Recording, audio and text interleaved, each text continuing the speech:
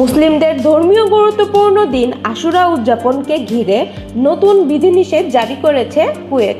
শুক্রবার দেশটির সরকারি প্রতিনিধি ও শিয়া কমিউনিটির প্রতিনিধিদের মধ্যে অনুষ্ঠিত এক বৈঠকে এসব সিদ্ধান্ত নেওয়া হয়। সিদ্ধান্ত অনুযায়ী শিয়া অধ্যুষিত এলাকার বাইরে আশুরা সংক্রান্ত কোনো পতাকা বা ব্যানার প্রদর্শন করা যাবে না। পাশাপাশি গণভোজ বা বড় পরিসরে খাবার আয়োজন নিয়েও নির্দিষ্ট নিয়ম আরোপ করা হয়েছে।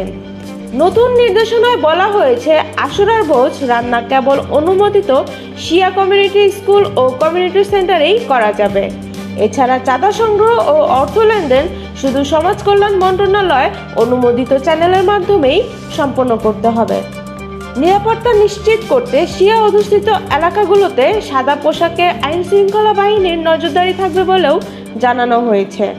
তবে বৈঠকে শিয়া প্রতিনিধিরা সরকারের নির্দেশনার সঙ্গে সহযোগিতা করতে সম্মত হয়েছেন। কুয়েতের নিরাপত্তা বিভাগের প্রধান জেনারেল হামাদ আহমেদ আল মুনাইফির নেতৃত্বে অনুষ্ঠিত এই বৈঠকে বিভিন্ন মন্ত্রণালয়ের উচ্চপদস্থ কর্মকর্তারাও উপস্থিত ছিলেন। উল্লেখ্য, মহরমের 10 তারিখ বা আশুরা মুসলিম বিশ্বের একটি শোকাবহ দিন, যা কারবালার ঐতিহাসিক ঘটনার স্মরণে পালিত হয়। Habiba Sultana, the daily news Bangla.